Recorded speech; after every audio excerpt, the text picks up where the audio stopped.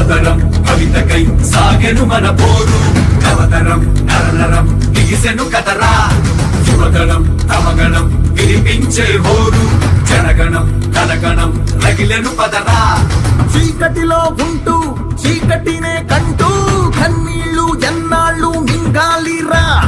మన వేదన వింటూ దిగులొద్దని అంటూ లోకేశే వేకువలా వచ్చాడు రా